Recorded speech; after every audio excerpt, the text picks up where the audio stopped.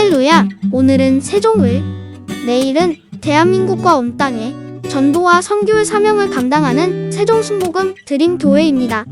하나님의 사랑과 은혜가 치유와 응답이 있는 성령 충만한 교회입니다.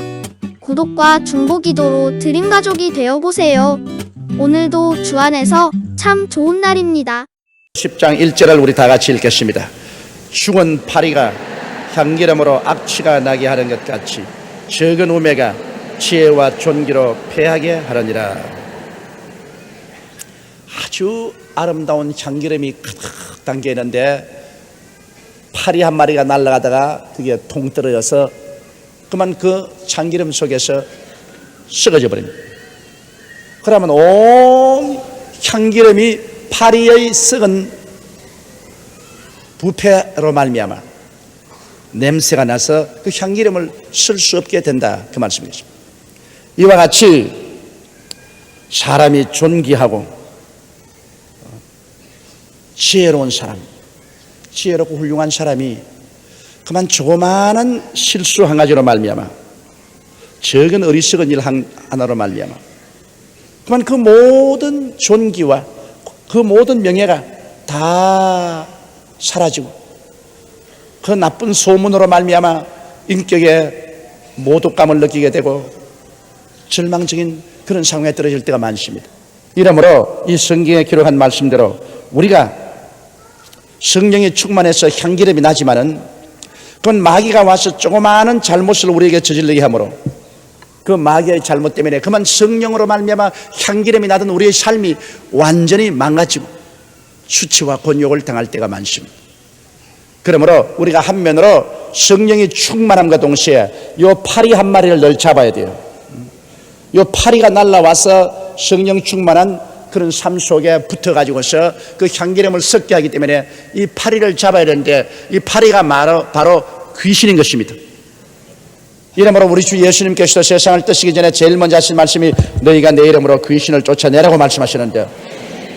이 파리가 여러분 자꾸 날라오는 것처럼 귀신도 자꾸 덤벼듭니다. 그럼 파리를 우리가 쫓아내야 돼. 지금 귀신도 자꾸 쫓아내야 돼. 파리를 쫓아내지 않으면 밥에도 붙고 반찬에도 붙고 귀한 음식에도 붙어서 그것을 오염시키는 귀신도 한 가지입니다. 파리와 같이 와서 우리의 삶 속에 들어와서 우리의 생각을 오염시키고 우리의 행위를 오염시키고 우리의 삶에 오점을 남기게 하고 결국에는 우리로 하여금 명예와 지위를 잃고 고통을 당하게 하려고 하는 것입니다. 도적이 오는 것은 도적질하고 죽이고 멸망시키는 것뿐입니다. 이러므로 우리의 삶 속에 우리가 열심히 기도하고 경계해야 됩니다. 경성하라 깨어라 너희 대적 마귀가 우는 사자같이 삼킬 자를 찾나니 너희 믿음을 굳게 하여 저를 대적하라고 했는데 이러므로 우리는 항상 예수 이름으로 명하노니 너희 더러운 귀신은 물러갈지어다. 너희 악한 귀신은 떠나갈지어다. 너희 거짓의 귀신은 물러갈지어다. 너희 점치는 귀신은 물러가라. 너희 음란 방탕의 귀신은 물러가라. 너희 모든 육신의 허약과 질병을 가져오는 원수 귀신아 물러가라. 이 도적을 물리쳐야 됩니다. 도적을 당하고 난 다음에 외양간 고치지 말고 도적이 오기 전에 경계를 해야 됩니다. 우리는 분명히 이 세상에서 도적이 있는 것을 압니다. 그렇기 때문에 우리는 밤에 잘 때 집단속을 단단히 하고 또 우리가 외출할 때도 집단속을 단단히 하는 것입니다. 도적이 있는 것을 알기 때문인 것입니다. 그런데 실제 인간적인 도적이 있는 것을 알면서도 영적인 도적이 있는 것을 우리는 늘 들으면서도 그렇게 깊이 관념을 두지 않습니다. 그러나 세상 도적처럼 마귀는 도적입니다. 마귀는 여러분 언제 어느 시에 우리에게 침범에 들어와서 우리의 삶을 부패하게 만들고 악하게 만들고 미혹되게 만들고 넘어지게 만들지 모르는 것입니다. 그러므로 이 도적을 방지할 수 있는 것, 이 파리를 방지할 수 있는 유일한 길은 우리가 기도를 게을리하지 않은 길인 것입니다. 여러분, 이 썩은 파리가 들어오지 못하게 하는 것은 우리가 매일같이 기도하는 것을 게을리하지 말아야 되는 것입니다. 경성하라 깨어라 했습니다. 우리가 어떻게 하고 경성하고 깹니까? 기도로서 경성하고 깰 수가 있는 것입니다. 기도 안 하면 그만 세상에 취해서 세상에 파리떼들이 모여오는 것입니다. 그러므로 우리가 매일매일 기도하는 것을 계속해야 돼요. 그 굉장히 힘이 드는 것입니다. 그래도 우리가 매일같이 힘을 쓰고 애를 써서 하루 1시간 이상씩은 기도하려고 노력을 하고 그렇게 기도해야 되는 것입니다. 그리고 우리가 하나님 말씀을 늘 읽고 듣고 보아야 됩니다. 하나님 말씀이 우리 마음의 눈을 밝혀주는 것입니다. 기도해서 우리 영혼을 살려놓고 하나님 말씀이 마음 눈을 밝혀주어서 그래서 파리를 찾아내게 만들어주는 것입니다. 마귀가 날아다니는 것, 마귀가 같이 오는 것을 하나님 말씀을 통해서 우리가 깨닫고 대적할 수 있게 만들어주는 것입니다. 그리고 우리가 예수 믿는 사람끼리 모이기를 피하지 말아야 되는 것입니다. 한 사람은 1000을 쫓고 두 사람은 10,000을 쫓는다고 하는 것입니다. 한 겹 실은 쉽게 끊어지나 세 겹 실은 끊어지지 않는다고 말하는 것입니다. 이러므로 우리 예수 믿는 사람이 두세 사람이 모여서 함께 기도하면 서로서로 도와주게 되는 것입니다. 서로서로 신앙의 그 온기가 서로서로를 도와주어서 서로 힘있게 만들고 서로서로가 지켜주게 만들어주는 것입니다. 그래서 우리들은 한평생 성령을 충만히 받고 성령이 주시는 아름다운 열매를 맺고 그 향기를 날리면서 천당까지 올라갈 수가 있는 것입니다.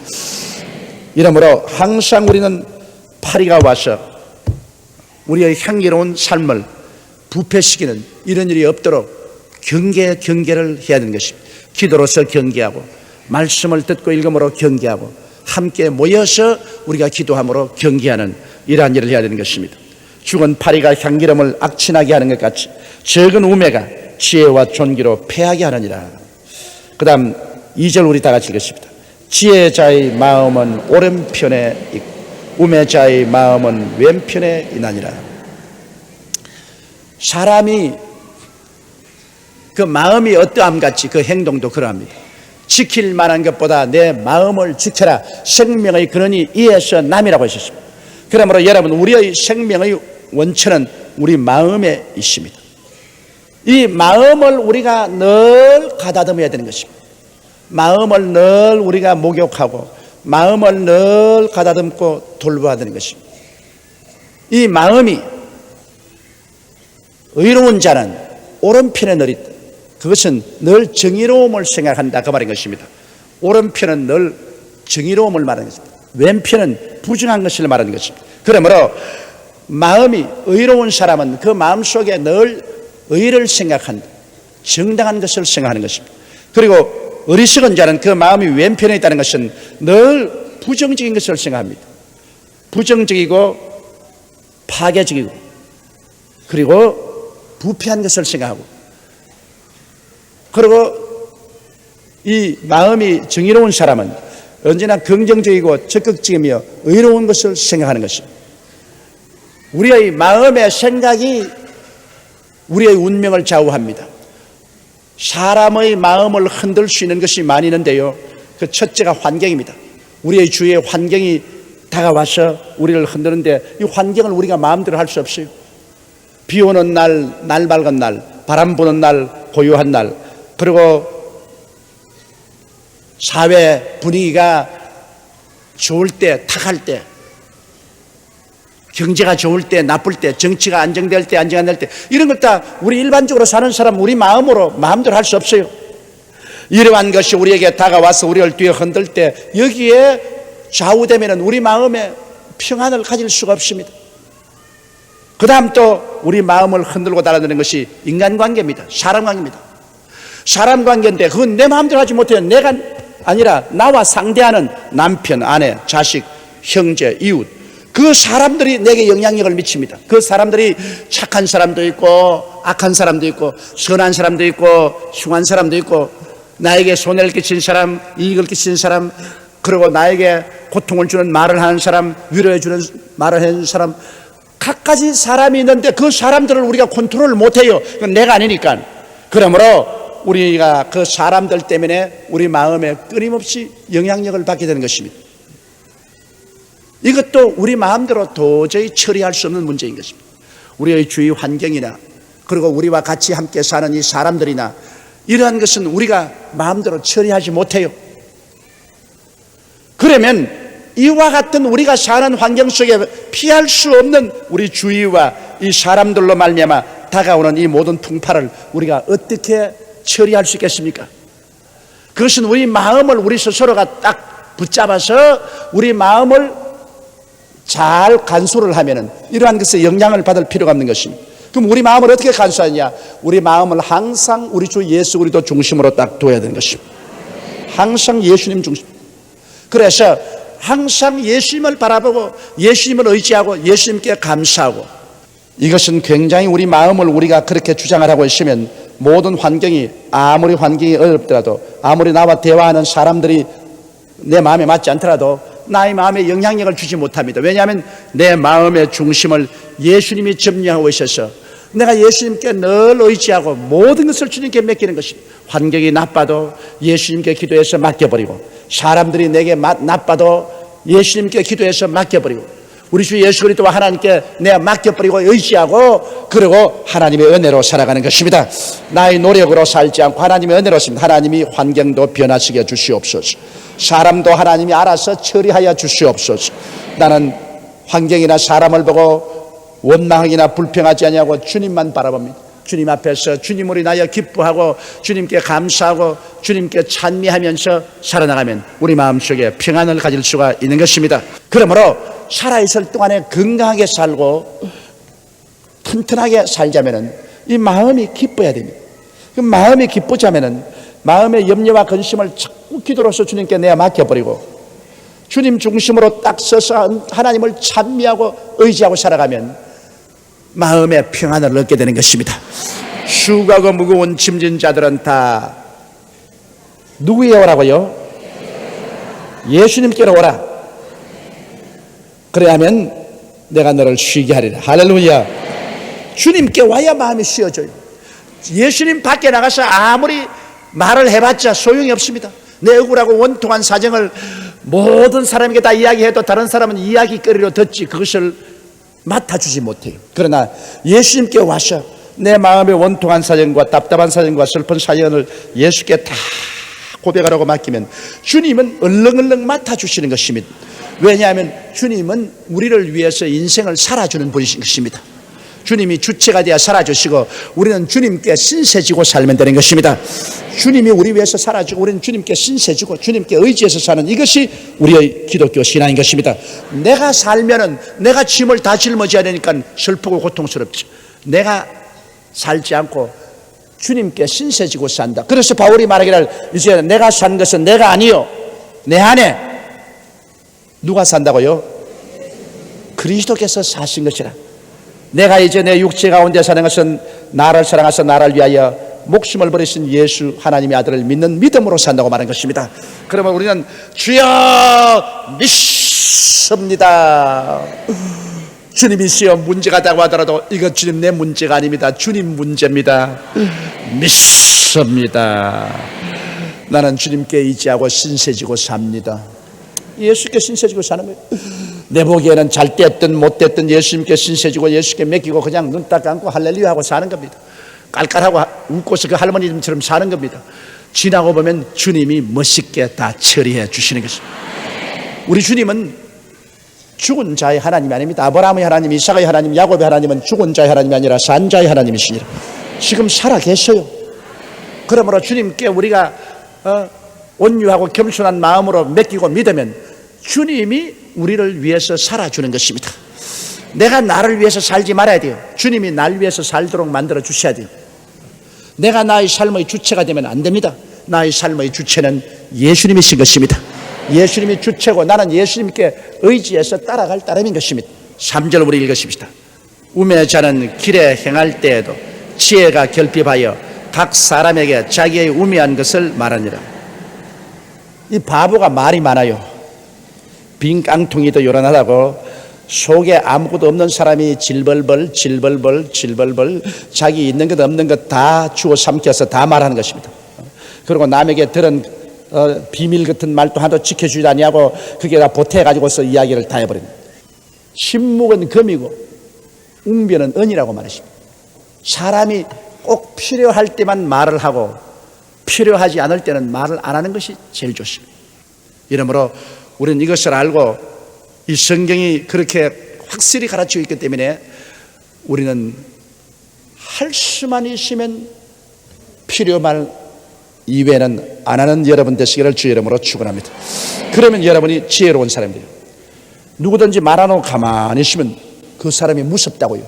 그 속에 뭐가 들은지 모릅니다. 상당히 지혜로운 사람인가 보다 생각이 드는데 입을 열어 질벌벌 말하면 아이고 서푼어치도 안 되는구나, 아무것도 아니구나, 이렇게 느껴지게 되는 것입니다. 말 안 한다는 것이 굉장히 지혜롭다는 것을 성경은 여기에 가르치고 있는 것입니다. 4절요. 주권자가 내게 분을 일으키거든 너는 내 자리를 떠나지 말라. 공순이 큰 허물을 경계하느니라. 주권자라는 것은 나보다 권세가 있는 사람, 나보다 권세가 있는 사람이 분을 내었을 때는 대꾸하지 말라, 그 말인 것입니다. 대꾸하지 말고 그 말을 가만히 듣고 있어. 변명하지 말고 그 분이 끝날 때까지 가만히. 그리고 또 권세자가 말을 할 때 그냥 기분 나쁘다고 일어나서 그냥 박차고 나가면 영영 분을 풀지 못하는 것입니다. 그러므로 여러분, 권세자가 말을 할 때는 분을 내서 말을 할지라도 고요히 들어요, 끝까지. 그리고 그 자리가 기분이 나쁘더라도 일어나서 나가버리지 말아야 돼요. 그 말을 딱 끝마치고 나면은 분이 풀립니다. 분이 풀리면 그때 가서 사연을 설명할 수가 있습니다. 주권자하고 밑에 사람이 다투어서 이겨서 이익될 건 아무것도 없습니다.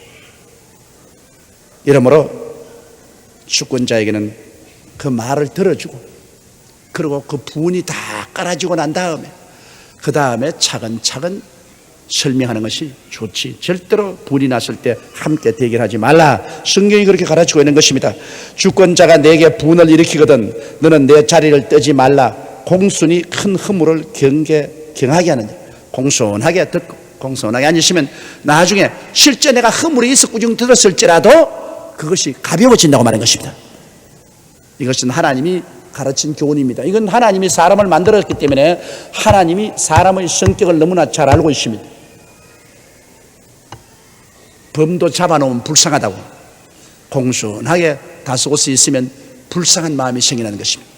우리가 살아가는데 참으로 좋은 교훈인 것입니다. 자, 5절 우리 다 같이 보십시다. 내가 해 아래서 한 가지 패단꽃 주권자에게서 나는 허물인 듯한 것을 보았노니. 6절요. 우매자가 크게 높은 지위를 얻고 부자가 낮은 지위에 앉는도다. 7절요. 또 보았노니 종들은 말을 타고 방백들은 종처럼 땅에 걸어 다니는도다. 이런 일 보았어요? 여러분, 해 아래서 큰 폐단을 보았는데 주권자에게서는 허물인 듯한 것을 보았다. 이것은 나라를 다스리는 주권자가 나라를 잘못 다스려서 이런 일이 생겼다, 그 말인 것입니다. 그럼 나라의 정치를 잘못 다스리면 어떻게 되느냐? 나라 정치를 잘못 다스리면 우매자가 크게 높은 지위를 얻고 바보가 높은 지위를 얻고 지혜로운 사람이 낮아지고 부자가 낮은 지위에 앉고 그리고 종들은 말을 타고 방백들은 종처럼 땅에 걸어 다닌다. 그 다음 8절요. 함정을 파는 자는 거기 빠질 것이요 담을 허는 자는 뱀에게 물리리라. 함정을 파는 자는 남을 모함해서 함정에 떨어뜨리려고 열심히 함정을 파는 자는 꼭 자기가 그 함정에 빠집니다. 남을 모함하려고 하는 사람은 나중에 그것으로 말미암아 자기가 모함을 당하게 된다는 것을 성경은 말하고 있는 것입니다. 그러므로 남 빠지라고 함정 놓지 말라는 것입니다. 여러분께서 함정이 뭔지 우리는 시골에서 자라기 때문에 함정이 뭔지 압니다. 이 짐승 잡으려고요. 짐승이 잘 왔다 갔다 하는 길에다가 깊이 구덩이를 파고 거기에다가 나무가지, 아주 약한 나무가지를 이렇게 파서 착착착착 얹어가지고서 거기에다 풀로서 싹 덮어놔요. 싹 덮어놔요. 그럼 밤에 짐승들이 그 길로 내려오다가 그만 그게 함정에 퉁 빠져버리고 말아요. 그래야 아침에 가보면 그 함정에 산돼지도 들어와 있고 뭐 여우도 들어와 있고 그래요. 그러면 동리 삼녀 가서 몽둥이로 때려서 잡아요. 그런데 그 함정을 파놨다가 짐승이 안 빠지고 자기들이 기르는 소가 빠진 건데 여러 번 보았습니다. 그냥 소가 빠져가지고 소가 다리가 부러지고 말이지, 이런 거 보았습니다. 근데 영적으로 우리가 함정을 파면은, 남을 모함하면은 꼭 나중에 자기가 그 모함을 당하게 되는 것입니다. 이러므로 남을 위해서 함정을 파지 마라, 그 말인 것이고, 또 담을 허는 자는 뱀에게 물리리라. 여러분, 옛날 한국 시골의 담은 이 돌하고 그 다음에는 이 흙으로서 이 담을 쌓았기 때문에 그 담 속에 구렁이나 뱀이 많아요. 그래서 가끔 보면은 산돼지가 내려와가지고서 밤새도록 담을 코로서 다 밀어찍힌 적이 많아요. 왜냐? 담 안에 있는 구렁이 잡아먹으려고. 그래서 그냥 담을 막 흐르적입니다. 왜냐하면 담 안에 구렁이가 많습니다. 그래서 이 담을 흔다는 것은, 담은 나무의 울타리인데 나무의 집을 보호하려는 것인데, 나무의 집을 보호하는 것을 흐르적이면 그 담 안에 있는 구렁이에게 물린다는 겁니다. 그 말하는 비유로 말한 것입니다. 남을 해치려고 하면, 남의 보호하고 있는 담인데 남을 그 보호막을 지키고 남을 해치려고 하면 뱀이 물린다, 보복을 당한다, 그 말인 것입니다. 남을 해치려고 하면 반드시 그 남에게 보복을 당한다. 담을 헐면 뱀에 물리듯이 남의 담을 헐면 반드시 뱀에게 물리는 것 같이 그 사람의 보복을 당한다. 보복을 당하니까 남에게 상처를 입히려고 하면 자기도 반드시 상처를 입게 된다, 그 말인 것입니다. 이러므로 나무 담 헐지 마라. 남 빠지게 하려고 함정 파지 말고, 남 담 헐지 말라. 함정을 팔면 지가 거기 빠지고, 나무 담 헐면은 뱀에게 물린다. 그것은 반드시 보복을 당하게 된다, 그 말인 것입니다. 이러므로 하나님 잘 믿고 자기 편안하게 살지, 남에게 해치면 안 됩니다. 그게 악이 들어오면 남을 해쳐요. 왜냐하면 악은 가만히 있지 못합니다. 악은 자기에게 고통을 가져오고, 악은 남에게 고통을 가져옵니다. 그러므로 악한 사람은 자기도 괴롭고 자꾸 남을 괴롭힙니다. 못살게, 삼일씩 못살게 괴롭히는 것입니다. 이러므로 이 세상에서 악한 사람 만나지 말아야 돼요. 악한 사람 만나면 너무너무 고통당합니다. 그러나 선하고 착한 사람 만나면 그 사람은 자기도 평안하고 이웃도 평안하고 얼마나 좋은지 모릅니다. 사람 잘 만나야 됩니다. 사람 잘못 만나면 기가 막히게 고통당하는 것입니다. 자, 그 다음 9절요. 돌을 떠내는 자는 그로 인하여 상할 것이요, 나무를 쪼개는 자는 그로 인하여 위험을 당하리라. 돌을 떠내는 자는, 이 돌이 바위산이나 돌이 그대로 있는데 이것을 폭발을 하고 돌을 떠냅니다. 이것은 큰 계획을 말하는 것입니다. 여러분, 돌을 떠내면 돌이 그냥 무너져 내려오면서 거기에 상처를 입기도 하고 죽기도 하는 것입니다. 계획을 가져오려면 반드시 상처를 각오해야 되는 것입니다. 그리고 나무를 쪼개는 자는 그로 인하여 위험을 당하리라. 장작 쪼개면은 장작 쪽에다가 장작이 날라가지고서 머리를 때릴 수도 있고 몸을 때릴 수도 있는 것입니다. 장작 패는 것이 그렇게 쉽지 않습니다. 그럼 장작을 안 펴면 추워야죠. 장작을 위험이 있지만 패면은 그 다음에는 그것에서 불을 떼서 떳떳하게 살 수 있지 않습니까? 그러므로 우리가 우리 생활을 향상시키려고 노력하면은 거기에는 반드시 위험과 수고가 따른다, 그 말인 것입니다. 아무 위험도 수고도 모험도 없이 가만히 있으면 자기 몸은 일시는 편할지 몰라도 춥게 삽니다. 배고프고 춥게 삽니다. 그러나 떳떳이 밥 먹고 옷 입고 떳떳하고 환경을 좋게 하려면 장작 펴야 되었어요. 그것은 모험을 해야 됩니다. 위험을 무릅써야 돼요. 사업도 해야 되고, 그리고 모험도 해야 되는 것입니다. 이러므로 인생을 살아가는 데 있어서의 전혀 위험 부담이 없는 것은 하나도 없다는 것입니다. 모든 것에는 위험 부담이 있습니다. 그 위험 부담을 무릅쓰고 우리가 일을 해 나갈 때 우리의 생활이 향상되고 발전이 될 수 있는 것입니다. 전혀 위험이 없는 일은 아무도 없습니다. 그러니까 우리가 신앙이 필요하죠. 우리가 하나님을 의지하고 하나님을 주체로 삼고 나가면 하나님이 이 위험을 모두 다 감당을 해 주시는 것입니다. 사람의 힘으로 하면 이 위험을 감당할 수 없지만은 하나님을 의지하고 하면은 하나님이 우리보다 위대한 능력으로 우리를 위해서 일해 주시기 때문에 우리는 그 위험 부담을 이기고 우리가 나아갈 수가 있는 것입니다. 그 다음 10절요. 무딘 철 연장 나를 갈지 아니하면 힘이 더 드느니라. 오직 지혜는 성공하기에 유익하니라. 아무리 좋은 도끼도 자꾸 그대로 하면 날이 무뎌져서 나중에는 힘만 들고 나무가 짜게지지 않습니다. 아무리 날카로운 칼도 그대로 자꾸 쓰면은 부칼도 나중에는 무도 잘 베어지지 않습니다. 이와 같이 우리 사람들도 아무리 지혜가 있고 총명이 있는 사람으로 태어날 때라도 자꾸 공부해야 돼요. 자꾸 공부한다는 것은 자꾸 칼날을 날카롭게 하는 것을 말하는 것입니다. 자꾸 공부를 해야지 공부를 안 하고 있으면 나중에 무디어져서 아무것도 못하게 되는 것입니다. 그러므로 여러분 참으로 행복한 가정을 이루기 위해서는 또 나이 먹으면 젊은이들하고 끊임없이 대화가 되기 위해서는 자꾸 철연장을 갈아야 돼요.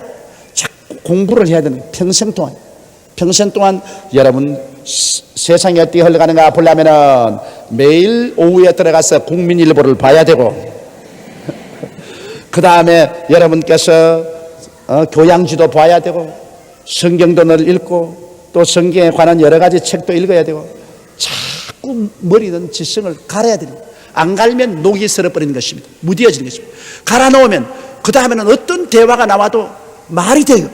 말이 되니까 재미가 있고 남편들도 저녁 식당에 부인하고 앉아서 말을 하면 말이 대화가 되기 때문에 일찌감치 집에 들어오게 되고 함께 이야기하게 되는 것입니다.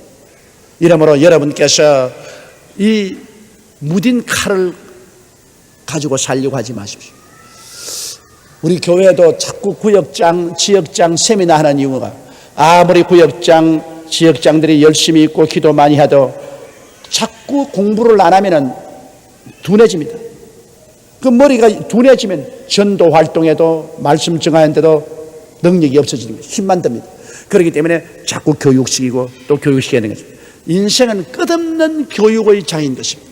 끝없이 늘 공부를 하고 읽어야 됩니다. 그러므로 여러분께서도 성경도 읽고 교양지도 읽고 계속 읽으십시오. 계속 공부를 하십시오. 그래야 여러분이 인생을 살아가는데 참으로 날카롭게 살고 지혜롭게 삽니다.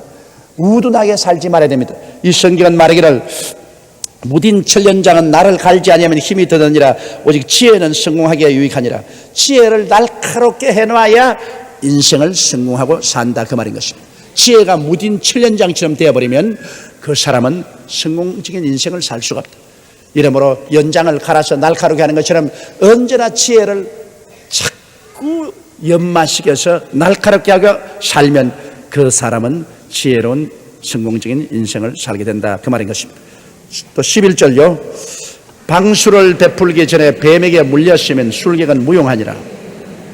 인도 사람 턱 두번 쓰고 난 다음에 여기다가 항아리 하나 갖다 놓고 삐리삐리삐리삐리삐리삐리삐리삐리삐리 하면 여기서 그냥 뱀이 쫙 올라옵니다.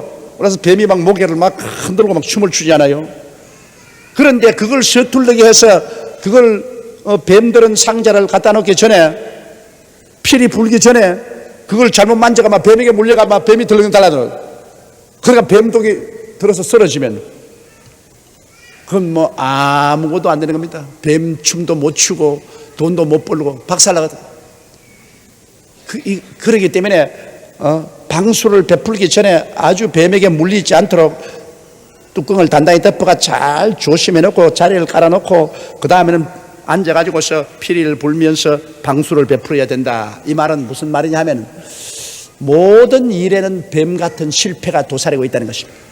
무슨 일을 하더라도 뱀같이 실패가 도사리고 있는데 그 실패를 극복하고 성공을 하기 위해서는 무슨 일을 하는지 미리부터 만반의 대책을 세우고 준비를 하라 그 말인 것입니다.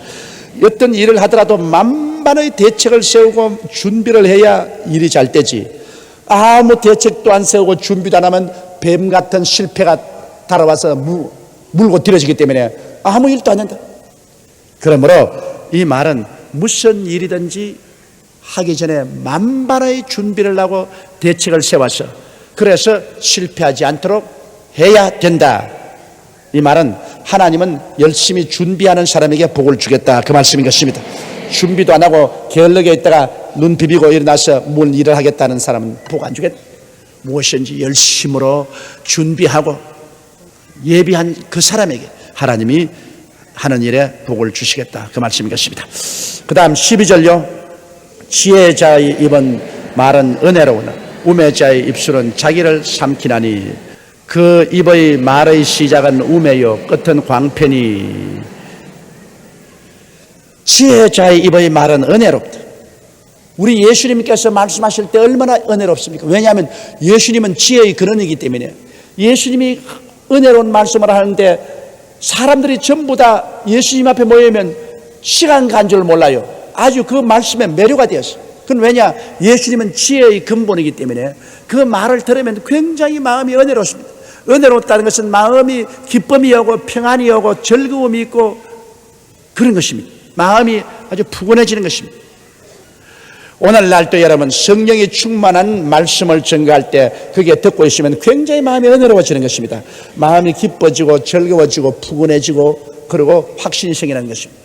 이와 같이 지혜자의 입의 말은 은혜롭고 그래서 사람들에게 마음의 기쁨과 평안과 푸근함과 부유함을 주나 우매자의 입술은 자기를 삼키나니. 우매자의 입술은 자기를 삼킨다는 것은 아예 자기 창피 막심하게 만드는 거예요. 우매자의 말은 그냥 말하는 자기 자신이 벌써 사람들 보기에 창피한 말을 막 해적기니까 자기를 삼키는 말이 되고 그 입의 말 시작은 우매요. 말 시작은 벌써 바보 같은 말을 해가지고서 끝은 광편이라. 나중에 그 말을 끝마치고 나면은 완전히 미친 사람이 되고 만드는 거예요. 바보 같은 말을 시작해서 나중에는 영 미친 사람 취급을 받게 됩니다.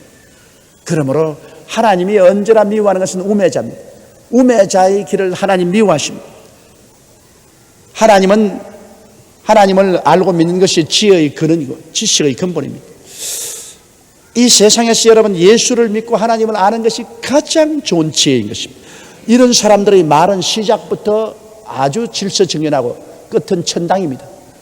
모든 말이 예수님 중심으로 해서 말씀을 하기 때문에 그 말은 어디서 와서 어디로 가며 왜 살며 사는 이유와 목적이 뭔지 분명하게 모든 것을 말을 합니다.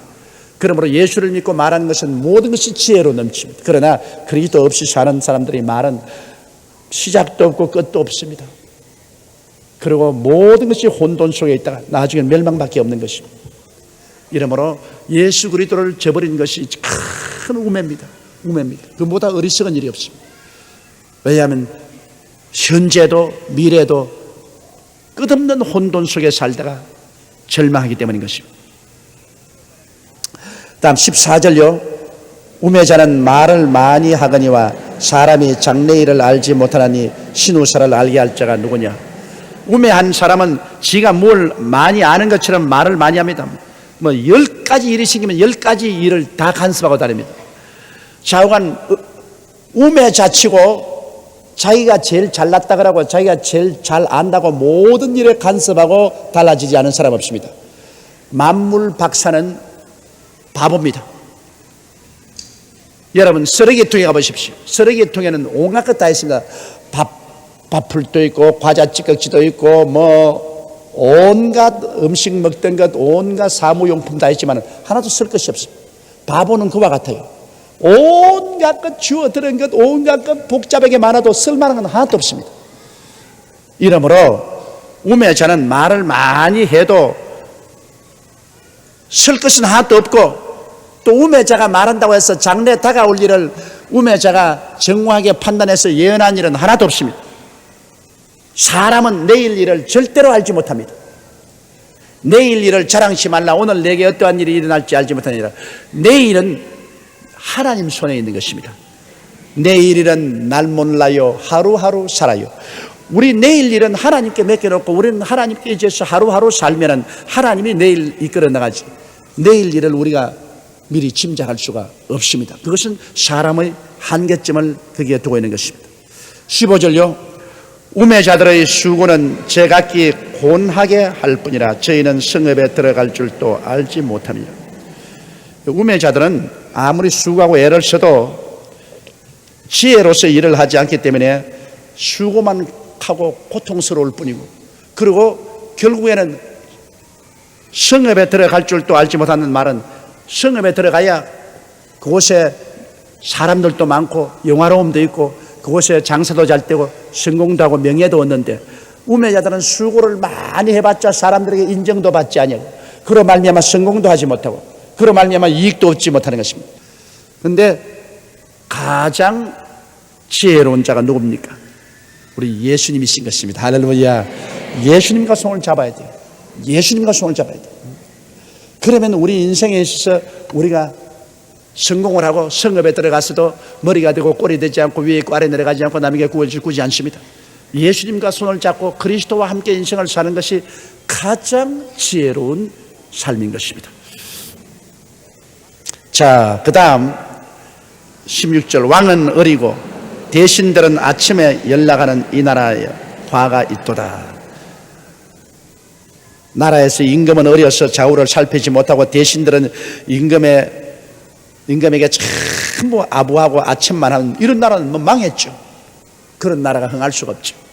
그러므로 지도자가 나이가 어려도 또 정신적인 지혜와 리더십이 어리면 안 됩니다. 지도자는 언제나 풍부한 경험을 가지고 있어야 돼요. 풍부한 지도자의 자질이 있어야 그래야 한 세대를 이끌어 나가고 한 무리를 이끌어 나가야죠. 지도자가 어린아이 같은 머리를 가지고 그 밑에 주위에 있는 사람이 자꾸 아첨하고 아부만 하고 아첨하고 아부하는 말대로 따라가고 하면 그 전체 나라가 망하는 것입니다.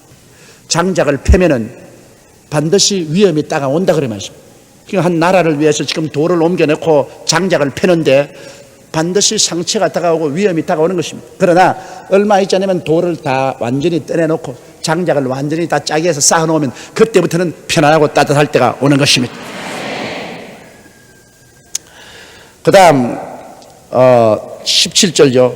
왕은 귀족의 아들이요 대신들은 취하려 함이 아니라 기력을 보하려고 마땅한 때 먹는 이 나라에 복이 있도다. 왕은 귀족의 아들이라는 것은 귀족이 아들을 교육을 잘 시켜서 아들을 좋은 선생에 좋은 학교에 넣어서 교육을 잘 시켜서 현명한 그런 교육을 받아서 사례를 잘 판단할 수 있는 이런 사람이 왕으로 들어앉고 귀족이라는 것은 반드시 그 지위가 귀족뿐 아니라 아주 귀족적인 교육을 받고 아주 깊은 그러한 인생의 도리를 아는 그러한 사람이 왕이 되고 대신들은 먹고 마시는 것이 그거를 취하려고 하는 것이 아니라 힘을 얻어야 일을 하기 때문에 열심히 먹고 그러고 난 다음 열심으로 임금을 돕는 그러한 나라는 왕성해지고 축복을 받는다. 이것은 훌륭한 지도자의 훌륭한 많은 보좌관이 있으면 그 리더가 올바르면 나라가 잘 된다 이 말인 것입니다. 자 18절요. 게으른 적 숟가래가 퇴락하고 손이 풀어진 적 집이 시너니라. 게으른 사람 게으르고서 집안을 안 돌보니까 숟가래가 썩어져 내려앉고 손으로 부지런히 일하니까 집이 구석구석 새지요. 뭐. 집이라는 것은 주인이 부지런하면 자꾸 썩은 나무 갈아 넣고 그리고 벽도 새로 바르고 구석구석 비새는 거 고치고 하니 집이 새롭죠. 그러나 주인이 게으르고 손이 느슨하면 집이 숟가래도 무너지고 다 새는 것입니다. 이와 같이 인생과 세계는 사람이 만드는 것입니다. 환경을 욕하면 안 됩니다. 세월이 나쁘다, 주위가 나쁘다, 환경이 나쁘다 그건 아닙니다. 우연은 없습니다. 요행은 없습니다. 그곳에 있는 사람들이 변화되어야 되는 것입니다. 그 다음 19절요. 잔치는 희락을 위하여 베푸는 것이요 포도주는 생명을 기쁘게 하는 것이나 돈은 범사에 응용되느니라.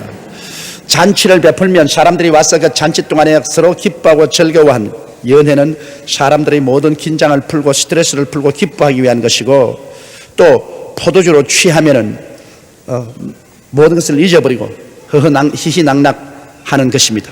그러나 잔치도 늘 계속되지 못합니다. 그건 잔치를 한번 하면 그 다음 잔치는 사라지죠. 경제력을 잃어버리면 그 다음에는 일시적으로 잔치를 베풀어 희락을 얻고 일시적으로 술을 마셔서 즐거움을 얻는다고 할지라도 그러나 그 나머지는 헐벗고 굶주리고 떨고 좌절되고 비참한 것입니다. 절대로 잊지 마십시오. 내 영혼이 잘 되면 하나님은 범사에 잘 되고 강건하기를 원하시는 것입니다. 이러므로 우리가 주를 잘 믿고 하나님 중심으로 서면은 우리 하나님께서 물질적인 환경에 부요를 주는 것은 마땅한 일인 것입니다. 부요를 얻는 것이 부끄러운 일이 아닙니다. 자랑스러운 일인 것입니다. 그를 통해서 우리는 참으로 인간적인 삶을 살 수 있게 되는 것입니다. 그 다음 20절요. 심중이라도 왕을 저주하지 말며 침방에서라도 부자를 저주하지 말라. 공중의 새가 그 소리를 전하고 날짐승이 그 일을 전파할 것입니다. 이건 다시 말하면 남을 저주하고 남을 욕하는 말은 반드시 전달된다는 거죠.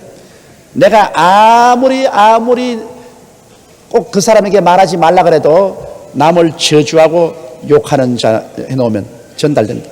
어찌니 정치 잘하도록 기도해주고 사업하는 사람 사업 잘하도록 기도해줘서 정치가 안정되고 경제가 부강되면 나라가 잘 살게 되는 것입니다.